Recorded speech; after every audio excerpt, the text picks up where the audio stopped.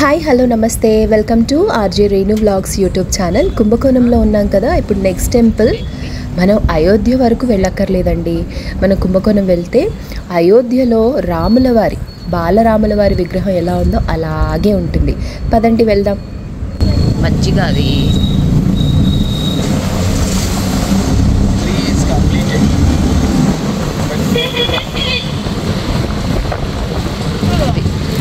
ఆది కుంభేశ్వర టెంపుల్ వెనకాల నుంచి వెళ్తున్నాం మనం.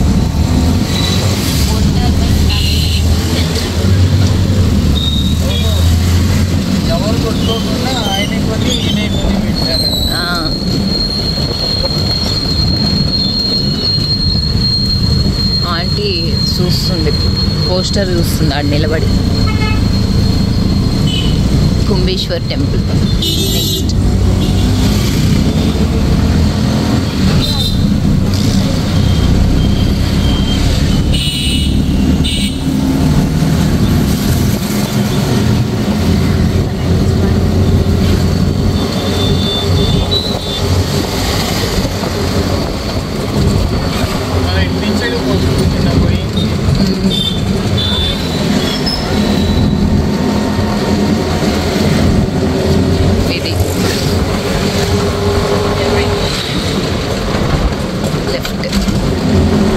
టెంపుల్ లేదా ఆర్డర్ ప్రకారం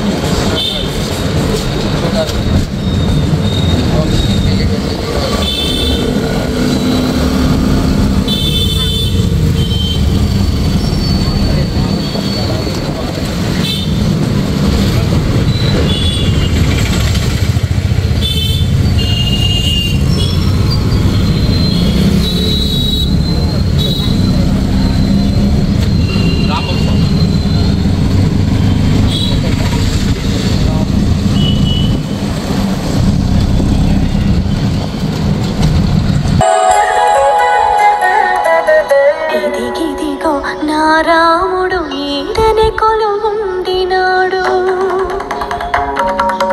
ముద్దుల సీతతో ఈడనే మురిపాలాడినాడు. సౌత్ అయోధ్య. జై శ్రీరామ్.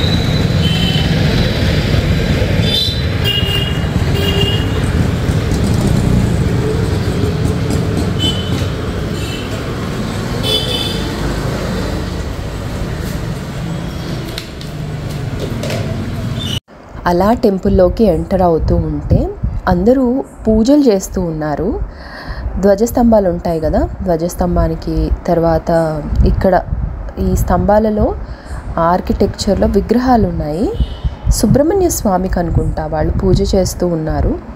మేమైతే లోపలికి వెళ్తున్నాం. నా మనసంతా రాముడిని చూడాలి, అయోధ్యలో ఉన్నట్టుగానే ఉంటుంది విగ్రహం అన్నారు. సో వీడియోని మీరు ఎక్కడ స్కిప్ చేయకుండా చూడండి. నేను ఎలా అయితే ఎంటర్ అవుతున్నానో అలాగే మీకు చూపిస్తున్నాను. కొంచెం నా వాయిస్ని కూడా ఇగ్నోర్ చేయండి. జలుబు, వైరల్ కాఫ్ ఇవన్నీ ఉన్నా కూడా వీడియో మాత్రం చేస్తున్నాను. నాకు కూడా కొంచెం రిఫ్రెష్మెంట్గా ఉంటుంది అని చెప్పి. చాలా రోజులు అయిపోయింది కదా, అందుకని. ఇలా లోపలికి ఎంటర్ అవుతున్నప్పుడు అటు ఇటు దేవతామూర్తులు మనకి స్వాగతం పలుకుతూ ఉంటాయి. పెద్ద పెద్ద దర్వాజాలు ఉన్నాయి. అండ్ అట్లాగే చాలా పురాతనమైన రామస్వామి టెంపుల్ తంజావూరు నాయకరాజు అచ్యుతప్ప నాయక్ నిర్మించారట. 1560లో ఈ ఆలయాన్ని నిర్మించారట. రఘునాథ నాయక్ అనే ఆయన కూడా దీన్ని నిర్మించారట. గ్రానైట్ గోడలో ఇది నిర్మించబడింది. మనం ఇప్పుడు దగ్గరగా చూస్తాము స్వామివారిని. ఆయన అయితే తలుపులు తీశారు. రాముడు రమ్మని చెప్తున్నట్లుగా అనిపించింది. ఈ ఆలయం 6:30 నుంచి నైట్ 9 వరకు ఉంటుంది. అయితే మనకి రామనవమి తమిళ నెల చేస్తారట, ఇక్కడ మార్చ్ ఏప్రిల్లో చేస్తారట. నేనైతే చాలా చాలా వండర్ అయ్యాను. మీరు కూడా చూడండి దగ్గరగా. మనం లోపలికి వెళ్దాము. ఇంకో పంతులు వచ్చారు స్వామి దగ్గరికి వెళ్ళాక మాకు అలా హారతి కూడా ఇచ్చారు. ఈ విగ్రహాన్ని చూసే బాల అయోధ్య స్వామివారి విగ్రహాన్ని చెక్కారేమో అనుకుంటూ మేము అనుకున్నాం అన్నమాట. పృథ్వీ అదే అంటూ ఉన్నాడు అన్నమాట. చూస్తున్నారు కదా దగ్గరగా. ఇంకా హారతి తీసుకుంటున్నాను. మరీ కొంచెం ఇంకా వాళ్ళకి తెలియకుండా వీడియో తీయాలి కాబట్టి అట్లా ఉందన్నమాట. ఒకసారి మీరు రివైండ్ చేసి కూడా చూడొచ్చు. పక్కనే ఇక్కడ ఏంటంటే స్పెషల్, ఎక్కడ చూసినా కూడా రాములవారి దేవాలయంలో మనకి రాముడు, సీత, లక్ష్మణుడు, ఆంజనేయ స్వామి ఉంటారు. ఇక్కడ భరత శత్రుఘ్నులు కూడా ఉన్నారండి పక్కన, వారి విగ్రహాలు కూడా ఉన్నాయన్నమాట. ఆయన అదే చెప్తున్నారు. హారతి కళ్ళకి అద్దుకొని స్వామివారిని కనులారా చూసి, అరే బాలాయోధ్యను చూసినట్టుగానే ఉంది కదా, ఈ విగ్రహాన్ని చూసి అలా ఆ విగ్రహం తయారు చేశారా అని కాసేపు అనిపించింది. ఇంకొంచెం మీరు జూమ్ చేసి కూడా చూడండి, అందుకే మేము వంగి వంగి చూస్తున్నాం అనమాట. పృథ్వీ అదే చెప్తున్నాడు, ఇక్కడ భరత శత్రుఘ్నులు కూడా ఉన్నారు అని చెప్తూ ఉన్నాడు అనమాట. అంటే మామూలుగా మనకి ఎలా అయితే రాముల వారు ఉంటారో, ఆ రాముల వారు ఈ రామస్వామి ఆలయంలో ఎలా అయితే వాళ్ళు అనుకున్నారో అలా, తర్వాత మళ్ళీ సీతారాముల విగ్రహాలు, పక్కనే మళ్ళీ మనకి భరత శత్రుఘ్నుల విగ్రహాలు కూడా ఉన్నాయన్నమాట. చూస్తున్నారు కదా, ఇలా ఉందండి లోపల. ఆ దీపారాధన సింపుల్గా, రాముడు అంటేనే సింపుల్ సిటీకి మారిపోయారు.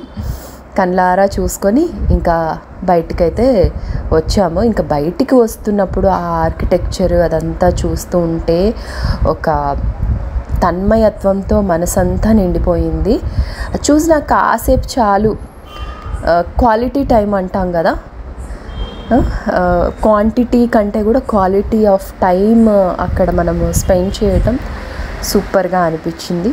ఇచ్చిన కుంకుమ బొట్టు పెట్టుకొని హారతి కళ్ళకు అద్దుకొని ఇంకా బయటకు వస్తున్నాం. ఇట్లా వచ్చిన తర్వాత రైట్ సైడ్ వెళ్తే కనుక మళ్ళీ మనకు రామాయణ ఘట్టాలకి సంబంధించిన అన్ని పెయింటింగ్స్ అవన్నీ కూడా ఉన్నాయన్నమాట. స్ట్రైట్గా వెళ్ళిపోతే మనం బయటికి వెళ్ళిపోతాం. అది ఈ టెంపుల్, రామస్వామి టెంపుల్. రాముడు, రామాయణం ఇదంతా, అంటే అక్కడ పక్షులు కనిపించేసరికి వర్షిని వెనక్కి వస్తుంది. పెయింటింగ్స్ అయితే ఇప్పటికీ చెక్కు చెదరకుండా మెయింటైన్ చేస్తున్నారు. పట్టాభిషేకము, రాముల వారికి సంబంధించిన జీవితంలోని ప్రతి అంశము, అంటే ఆయన రామావతారం స్టార్టింగ్ నుంచి, తర్వాత సీతాపహరణము, రావణ వధ, ఇవన్నీ ఉన్నాయన్నమాట. ఆ పట్టాభిషేకంలో కూడా భరత శత్రుఘ్నులు కూడా ఉన్నారు. చూడండి, 5 అన్నదమ్ములు ఒకే చిత్రంలో ఉన్నారనమాట. ఒక సైడ్ నుంచి చూపిస్తాను చూడండి. మనం టెంపుల్ చుట్టూ ఒక రౌండ్ వేసామంటే మనకు మొత్తం ఈ చిత్రలేఖనంలో రామాయణం అంతా ఉంటుంది పెయింటింగ్స్లో. ఆ గర్భగుడి కలర్ చూడండి ఎంత బాగుందో. మన లోపలికి వెళ్ళొచ్చాం కదా, అట్లా బయటకు వచ్చాక ఇలా మనము ప్రదక్షిణ కూడా చేసుకోవచ్చు చక్కగా నిదానంగా. మేమైతే ప్రదక్షిణ చేయలేదు. ఇంకా మళ్ళీ మనకు చాలా టెంపుల్స్ ఉన్నాయి కదా చూడాల్సింది. ఈ పిక్చర్ అయితే నాకు ఎంత బాగా నచ్చిందో నిజంగా. చాలా ప్రశాంతంగా టెంపుల్ని అలా చూసి ఈ పిక్చర్ అయితే అట్లా క్యాప్చర్ చేసుకొని ఒక్కసారి మళ్ళీ బయటికి వస్తూ ఉన్నాం అనమాట. ఇట్లా అయితే లోపల కవర్ చేశాను టెంపుల్ అంతా కూడా. ఇందాక మనం చూసాం కదా, ఒక ఆవిడ అక్కడ పూజ చేస్తూ కనిపించింది. సో ఆవిడ పూజ అయితే కంప్లీట్ అయిపోయి చక్కగా మంచి స్మెల్ వచ్చింది అగరబత్తుల్ని. లోకల్ వాళ్ళు ఇంకా అక్కడ ఏం పూజలు చేయాలి, ఏంటి, ఎక్కడ ఏ దేవతామూర్తులు ఉంటాయి అనేది వాళ్ళకి తెలుసు కదా. ప్రతి స్తంభంలోనూ ఆర్కిటెక్చరు అద్భుతంగా ఉందండి. కాస్త ఆర్కిటెక్చర్ని ఇష్టపడే వాళ్ళకి నిదానంగా చూసుకుంటే ప్రతి స్తంభంలోనూ ఒక్కొక్క దేవతామూర్తి. ఆంజనేయ స్వామి ఇక్కడ, తర్వాత సుబ్రహ్మణ్య స్వామి, ఇంకా చాలా దేవతామూర్తులు ఉన్నారనమాట. అదేంటో అయోధ్య ఎప్పుడు చూస్తామో తెలియదు, కానీ ఇక్కడ అయోధ్యలో ఉన్నటువంటి బాలరాం లాగా రామస్వామి టెంపుల్లో రాముల వారి విగ్రహం ఉండడం చాలా చాలా సంతోషంగా అనిపించింది. సో ఇంత మంచి వీడియో చూశారు కదా, తప్పకుండా కామెంట్ చేయండి, లైక్ చేయండి. కొత్తగా ఛానల్ని చూస్తుంటే సబ్స్క్రైబ్ చేసుకోండి, సరేనా? ఎలా అనిపించిందో వీడియో చెప్తేనే కదండి తెలిసేది. లోపలున్న మొత్తం వీడియో కష్టపడి మీకోసం షేర్ చేస్తూ ఉన్నా. నెక్స్ట్ టెంపుల్ ఏంటి, ఎక్కడ అనేది చెప్దాము. ఇంకా ఆటో వెయిట్ చేస్తుంది, ఆటో ఎక్కేసి నెక్స్ట్ టెంపుల్లో కలుద్దాం. బాయ్.